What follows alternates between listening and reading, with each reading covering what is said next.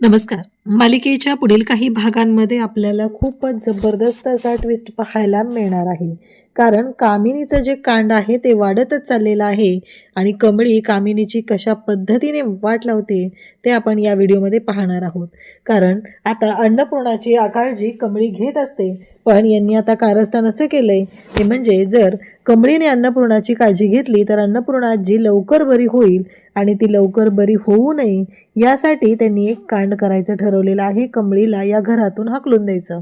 पण त्यावेळी अन्नपूर्णाजी कशी शुद्धीवर येते म्हणजे ती बरी होते आणि इकडे कमळीला घराबाहेर हाकलणाऱ्या कामिनी आणि रागिणीची दांडक्याने कशी धुलाई करते ते आपण या व्हिडिओमध्ये पाहणार आहोत.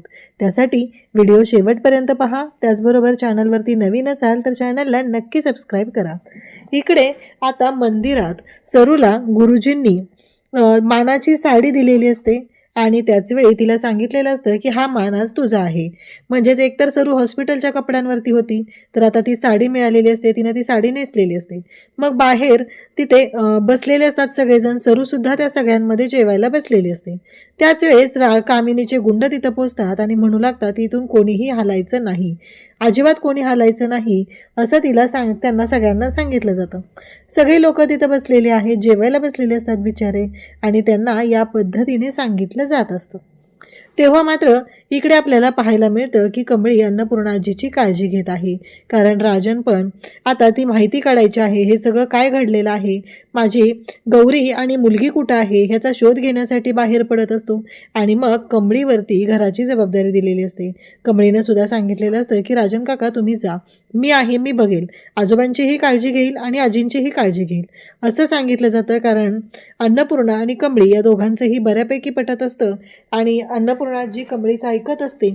त्यामुळं राजनने हा सगळा निर्णय घेतलेला असतो. त्यासोबतच इकडे आता सरूला कळलेलं आहे की ते गुंड तिला शोधायला आलेले आहेत आणि मग सरू तिथून धावत सुटलेली असते. तेव्हा ते गुंड तिच्या मागे धावत असतात. म्हणजे मागच्या वेळेस त्या गुंडांनी अशाच पद्धतीने त्या स्केच आर्टिस्टला सुद्धा मारलेलं होतं आणि आता सरूला पकडण्यासाठी ते मागे लागलेले असतात. कारण कामिनीनं सांगितलेलं आहे की त्या बाईला पकडायचं आणि आणून द्यायचं. खरं तर ते हॉस्पिटलमध्ये सुद्धा तिचा शोध घ्यायला गेलेले होते. तिथं सुद्धा तिला इंजेक्शन देऊन मारायचं होतं, पण ते पोचण्याआधीच तिथून सरू गायब झालेली होती. त्यामुळे त्यांचा तो प्लॅन फ्लॉप झालेला असतो आणि म्हणून तर आता हे सगळं सांगितलं जात असतं. आणि आता सुद्धा इथे सरूला पकडण्यासाठी ते गुंड आलेले असतात. सरू रस्त्याने धावत असते, ते गुंड तिच्या मागे असतात. सरूला काही सुचत नसतं, ती वेड्यासारखी धावत सुटलेली असते आणि समोरून एक गाडी येते आणि त्या गाडीला सरू धडकते आणि तिथं त्या गाडीच्या समोर पडते. त्याच वेळी इकडे आपल्याला पाहायला मिळतं की त्या गाडीतून ऋषी बाहेर येतो. म्हणजेच अगदी सुरुवातीला सुद्धा सरू अशीच धावत होती, ऋषीच्या गाडीला जाऊन धडकलेली होती. ऋषी गाडीतून उतरतो आणि म्हणतो साधना मावशी तुम्ही, आणि तुम्ही कुठे आहात, किती शोधतोय मी तुम्हाला असं म्हणत ऋषी साधनाला पकडतो आणि साधनाला सुद्धा कळतं की आता हीच एक सेफ जागा आहे, आपण इथेच जाऊ शकतो. हे लक्षात आलेलं असतं. कारण पाठीमागून गुंड येत आहेत. ती ऋषीला सांगू लागते की तिकडून गुंड माझ्या मागे लागलेले आहेत. तेव्हा मात्र ऋषी आता साधनाला म्हणतो की चला गाडीत बसा, कारण मी आई आम्ही घरातले सगळेजण तुम्हाला शोधतोय, नक्की काय झालेलं होतं असं विचारलं जाऊ लागतं. तेव्हा साधनाच्या पायाला लागलेलं असतं. आधीच तिच्या डोक्याला मार लागलेला आहे, डोक्याला पट्टी असते त्या अपघातामुळं आणि आता हे सगळं झालेलं असतं. तेव्हा मात्र साधना सांगते की मला ना एका बाईने किडनॅप केलं होतं, त्यानंतर माझा ॲक्सिडेंट झाला, मी हॉस्पिटलमध्ये होते आणि आत्ता ते गुंड माझ्या मागं लागलेले आहेत. या सगळ्या गोष्टी सुरू झालेल्या असतात. इकडे आता कमळी जी आहे ती अन्नपूर्णाजीची काळजी घेते, म्हणून कामिनी, रागिनी आणि अनिका यांचा डाव चालू झालेला आहे. जर त्या म्हातारीची त्या कमळीनं अशीच काळजी घेतली तर ती म्हातारी बरी होईल. ती म्हातारी बरी नाही झाली पाहिजे. ती जर बरी झाली तर पुन्हा माझी मोठी नात मोठी नात म्हणून शोधाशोध करायला सुरुवात करेल. त्यामुळं काही झालं तरी त्या म्हातारीला इकडे बरं होऊ द्यायचं नाही आणि त्याचबरोबर तिला हे सगळं आहे ते तिच्या अंगलट आलं पाहिजे असा यांचा सगळा प्लॅन ठरलेला असतो. मग आता ती कमळी जर तिथं असेल तर ती म्हातारी नक्कीच बरी होणार आहे असंही त्यांच्या लक्षात येतं. मग तेव्हा रागिनी म्हणते की त्या कमळीला कसं बाहेर काढायचं ते माझ्यावर सोडा, मी ते चांगल्या पद्धतीनं करू शकते. कारण रागिनी प्रत्येक वेळेसच कमळीच्या बाबतीत हेच सगळं करत असते आणि आताही तिने ठरवलेलं असतं की मी कमळीला बाहेर काढते असं ती सांगते. आणि त्यावेळेस अन्नपूर्णाजींच्या रूममध्ये कमळी असते आणि मग कमळीला मी बाहेर काढणार आहे, कारण मी या घरची मालकी नाही असं तिला ठणकावून सांगणार आणि इथून हाकलून देणार, असं त्यांचं ठरलेलं असतं. तेव्हा कामिनी म्हणते की काही झालं तरीही त्या कमळीला इकडे हाकलून द्यायचं आहे, एवढं लक्षात ठेवा, ती पुन्हा घरी आली नाही पाहिजे, असा त्यांचा तिघींचा प्लॅन ठरतो. आणि मग रागिनी खूपच हुशारीने आता निघालेली आहे, पण तिला माहीत नाही आहे ना मागच्या वेळेस कमळीने जो काही हिसका दाखवलेला होता तो कसा होता, त्याच्यामध्ये काय होऊ शकतं याचा अंदाजच तिला आलेला नसतो. आणि त्याचवेळी इकडे अन्नपूर्णा आजींना कमळी पाणी पाजत असते आणि त्याचवेळी रागिनी तिथे येते आणि म्हणते की दे इकडं, काही झालेलं नाही आईंना, माझी मी आहे, माझी मी बघते काय करायचं ते, तू मध्ये पडायची गरज नाही, असं सगळं सांगितलं जात असतं.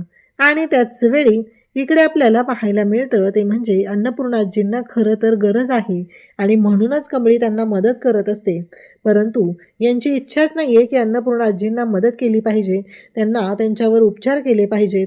म्हणून तर ह्या दोघीजणी आता आलेल्या असतात. कमळी म्हणत असते की नाही, अन्नपूर्णाजींना मी काळजी घ्यायला थांबलेली आहे आणि राजन काकांनी मला सांगितलेलं आहे, असं कमळी ठणकावून सांगत असते.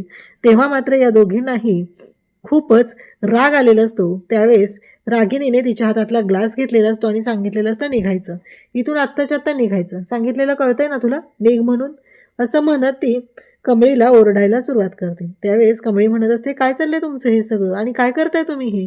त्याचवेळी रागिनी तिचा हात खेचत तिला घेऊन चाललेली असते, परंतु यांना माहीतच नाही आहे की याचा परिणाम काय होणार आहे, जर अन्नपूर्णाजी उठली तर काय होऊ शकतं याची कल्पनाच त्यांना नाही आणि त्या पाहतच राहतात. तेव्हा मात्र रागिनी म्हणते की आईंची काळजी घ्यायला आम्ही समर्थ आहे, चल निघ तू इथून, आत्ताच्या आत्ता निघायचं आहे, तू इथं थांबायची अजिबात गरज नाही आणि तुझी गरजच नाही आम्हाला, आम्ही घेऊ शकतो काळजी, असं म्हणत तिने आता कमळीचा हात पकडलेला आहे आणि कमळीचा हात धरून तिला बाहेर काढत आहे. त्याचवेळी तिथं आलेली असते ती म्हणजे कामिनी. कामिनी तर ऐकायलाच तयार नसते. कामिनी म्हणत असते की आता हिला दाखवून देते मी काय करू शकते, असं म्हणत कामिनी सुद्धा आता पुढं आलेली आहे आणि कमळीला म्हणते की चल निघायचं, बघायचं आता, इथे थांबायचं नाही, असं ती कमळीला सांगू लागते. कमळी मात्र पाहतच राहते. कमळी म्हणत असते की नाही, तुम्ही हे करू शकत नाही, असं म्हणत कमळी विरोध करू लागते, कारण कमळीचं असं म्हणणं आहे की आजींना माझी गरज आहे. तेव्हा अनिका आणि रागिनी तिथं थांबलेल्या आहेत आणि तिला म्हणत असतात की बाय, निघायचं, पुन्हा इथे यायचं नाही. आणि कामिनीने कमळीचा हात पकडलेला आहे आणि तिला खेचत घेऊन चाललेली आहे. तेव्हा मात्र कमळी म्हणत असते की अन्नपूर्णाजी उठा तुम्ही, बघा हे काय करतायत. कमळीला आता एक संधी मिळालेली आहे. कमळी म्हणत असते की यामुळे तरी अन्नपूर्णाजी उठतील आणि त्या या कामिनी आजीला, कडू आजीला धडा शिकवते, असं म्हणत कमळी ओरडायला सुरुवात करते. आणि त्या क्षणी अन्नपूर्णा उठलेली आहे, तिने हातामध्ये दांडकं घेतलेलं आहे आणि रागिणीची धुलाई केलेली आहे. तर इकडे कमळीनं सुद्धा कामिनीचा हात धरलेला आहे आणि तिचा हात पिरगळायला सुरुवात केली आहे, कारण याच्या आधी एकदा कमळीने तिला चांगलाच हिसका दाखवलेला होता आणि आज पुन्हा ती संधी मिळालेली असते, कारण त्या दोघीजणी ऐकतच नसतात, गरज नसताना कमळीच्या नादी लागलेल्या आहेत. तर नक्कीच कमळी त्यांना त्या पद्धतीने धडा शिकवायला सज्ज झालेली असते, कारण अन्नपूर्णाजींना गरज आहे आणि या सगळ्याजणी मिळून इकडे कमळीला घराबाहेर काढत आहेत. त्यामुळे अन्नपूर्णाजी 2 दिवस झालं त्यांनी अन्नपाणी घेतलेलं नाही. त्या अन्नपूर्णाजी सुद्धा पेटून उठलेल्या आहेत, कारण त्यांची नात गेलेली आहे. हा धक्का त्यांना खूप मोठा बसलेला असतो, परंतु नात गेलेलीच नाही आहे. त्यांची नात आणि त्यांची सून दोघीही जिवंत आहेत आणि आता अन्नपूर्णाजी उठतात आणि इकडे रागिनी कामिनीची धुलाई करतात, तर कमळी सुद्धा त्यांची धुलाई करायला सुरुवात करते. इकडे ऋषी आता सरूला गाडीत घेऊन घरी चाललेला आहे, कारण तो सरूला सांगत आहे की साधना मावशी काळजी करू नका, आपण घरी चाललो, तुम्हाला कोणी काही करणार नाहीये, मी आहे ना सोबत, असं म्हणत तो सरूला घरी घेऊन घरी निघालेला असतो. त्यासोबतच इकडे आपल्याला पाहायला मिळतं की अन्नपूर्णा आजी आता इकडे बऱ्या झालेल्या आहेत आणि त्यांनी कमळीला मिठी मारलेली आहे. अशाच अपडेटसाठी चॅनलशी कनेक्ट राहा. थँक्यू.